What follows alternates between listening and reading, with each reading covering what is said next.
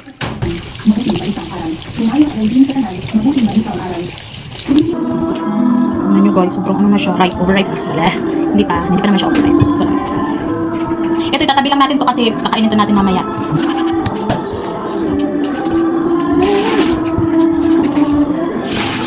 Hallelujah.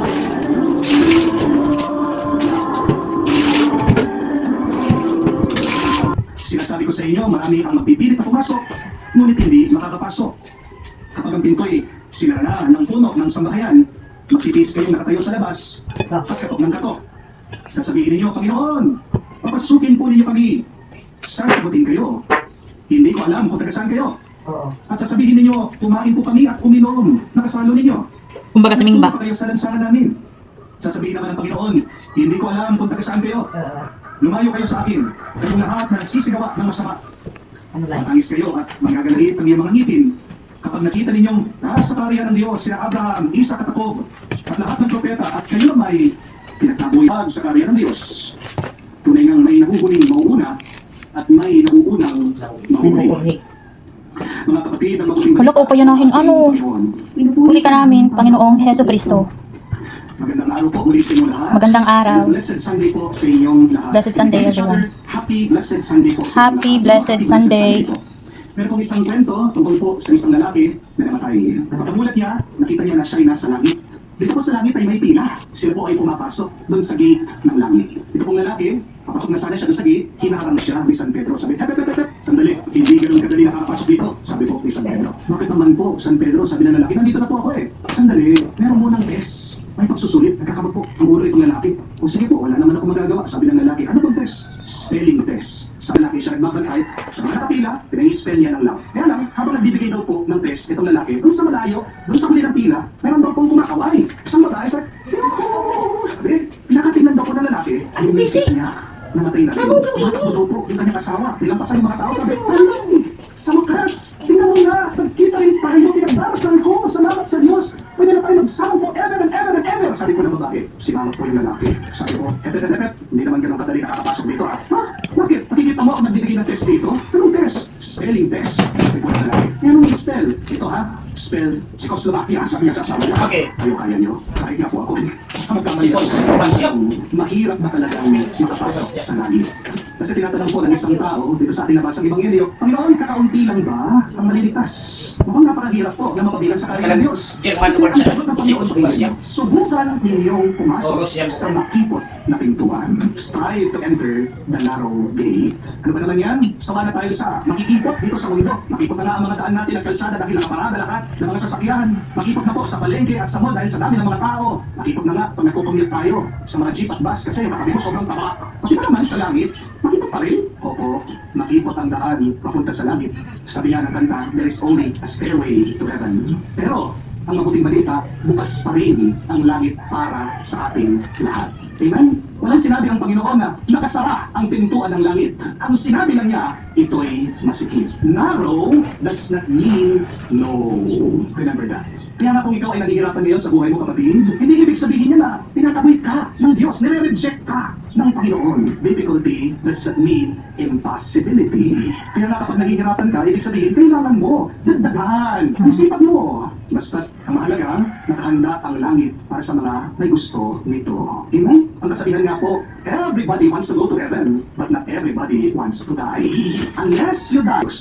Hindi ko po alam kung napansin niyo, kung nabasa niyo ito sa Biblia, si Moises, yung tagapagbigay ng batas ng Diyos. Siya mismo hindi nakapasok sa promised land. Siya nagbigay ng batas ng Diyos, siya ang unang sumusunod sa gustuhan ng Diyos. Bakit hindi siya nakapasok sa promised land? May pinapakita sa atin, may tinuturo sa atin ito. Ang ibig sabihin, kung makakapasok ka man sa paraiso, hindi yan nagdidepende sa pagsunod mo sa batas. Tayo'y mapapabilang lang sa langit dahil ito'y kagustuhan ng Diyos. Para saan pa ang pagsunod natin sa mga batas ng Diyos? Kung hindi naman pa assurance ito na tayo makakapasok sa langit, mga kapatid. Kaya ikaw ay masunod sa kagustuhan ng Diyos. Kasi yan ang pagpapakita ng pagmamahal mo sa Kanya. If you follow God's law just because you want to enter heaven, then you are selfish. But following God's law should be a sign of your love for God. Amen? And when you love God, automatically you become part of heaven. Because heaven is a place of love. Tanong ko lang po sa inyo, lahat ba ng mga tao papapasukin nyo sa bahay nyo? Hindi po po, di ba? Sino kapapasukin niyo sa tahanan niyo? Yung na gusto niyo lang. At ganyan din po pagdating sa langit. Pagdating ng araw, kung makakarating man po tayo sa langit, alam niyo po, ang makikita niyo itsura ng mga tao doon, nakabukas ang kanilang mga bibig. Bakit? Hindi makapaniwala ang mga tao. Kasi meron kang makikitang tao doon sa langit na inaakala mo hindi naman talaga karapat dapat sa langit pero pinapasok siya ng Diyos. Baka mapapatanong ka, Panginoon, bakit mo pinapasok yan? Kilala ko yan. Ang dami kayang utang yan, hindi ko binayaran. O baka ang iba sa inyo sasabihin, Lord, pinapasok mo yan? Babaero yan. O baka ang iba sa inyo magreklamo, Panginoon, hindi naman bagay ang taong dyan dito eh. Number one na marites yan, sismasa yan. Baka sirain lang yung mga ibang tao dito sa langit. Mga kapatid, hindi natin iko-question ang Diyos. Dahil desisyon niya kung sino ang gusto niya papasukin sa langit. Dahil ang langit ay tahanan ng Diyos. Hindi ikaw ang may-ari ng langit. Ang langit ay sa Diyos. At gagawin niya ang kanyang gusto. Amen? Wala tayong karapatan na questionin at tanungin, sino ba ang karapat-dapat na makabilang sa langit? Dahil ang batayan palagi ng Diyos ay awa at grasya. Amen? Gusto ng Diyos eh. May magagawa pa tayo. May po ba? Kapatid, ayusin mo naman ang iyong pag-iisip at pananaw. Makaya na magiging dahilan, bakit hindi ka makakapasok sa langit? Oo, masikip daw ang lagusan papasok sa karya ng Diyos. Pero baka naman, mas masikip, mas makitid ang iyong pag-iisip. Amen? Kung makitid ang iyong pag-iisip, magiging mahirap para sa iyo ang makabilang sa langit. Nawakan mo ang iyong pag-unawa. Ang malawak na pag-unawa ay may pagmamahal. Palagi kang humingi ng tawad sa Diyos.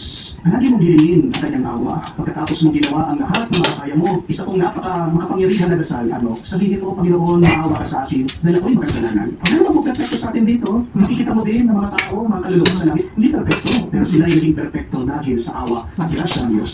Palagi kang magpakumbaba sa Diyos dahil siya lang ang may lakas para ipasok kanya sa langit. Pero pangalawang susi, makikita po natin, ang susi para tayo makapasok sa langit, sinabi mismo, enduring, persevering. Hindi ka makakapasok sa langit, hindi ka maliligtas, kung hindi mo sinusubukan, kung hindi mo binibigay lahat. Amen? Kaya naman niyo po, anong pinakamahalaga ang kautosan sa Biblia? Dito, that we should love God with all of our mind, with all of our heart, with all of our soul. May baboy, pwede ni Bey. Lahat-lahat. Hello, may baboy ngayon dito. May kapag may pinira ka, kasalanan yan. Ibig sabihin, ibigay mo lahat-lahat sa Diyos. Ibigay mo ang the best mo sa Diyos. At ibigay ng Diyos sa'yo ang the best. Mamaya po ay papakain ko po sa baboy natin. Lahat sa Diyos. Hindi ba maaawa ang Diyos sa'yo? Hindi ka ba napapasukin sa langit? Pangyarihan kasama ng Espiritu Santo makasawalang hanggan. Let's press lang. I-press lang siya natin. Ganyan. Ganyan. And then, after, tanggalin po siya natin. Then, i-fry po siya natin. It's already 10 p.m. and there's no sun. Say hi to the camera. Po. Say hi to the camera. Kasi ito? Ito, lulo. It's not bears. May umurata na kita. Hindi, God. So, pupunta tayo ngayon sa Babuyan. Ito yung bahay ni na Johnny Vincent. So, dito yung Babuyan natin.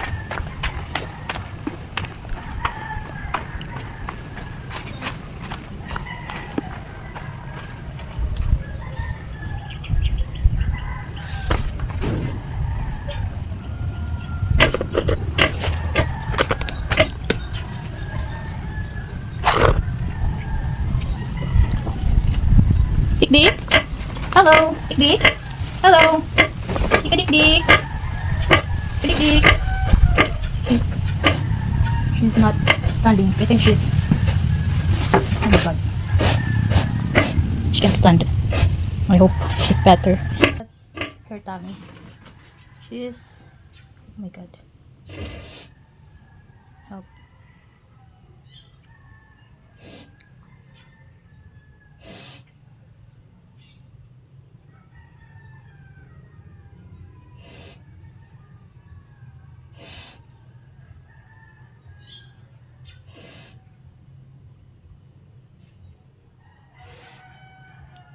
Dik?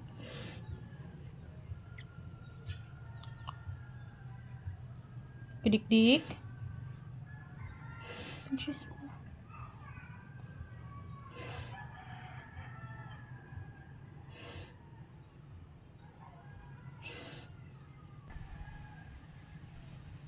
Are you okay? Dik-dik? Is your tummy hurt? We're going to...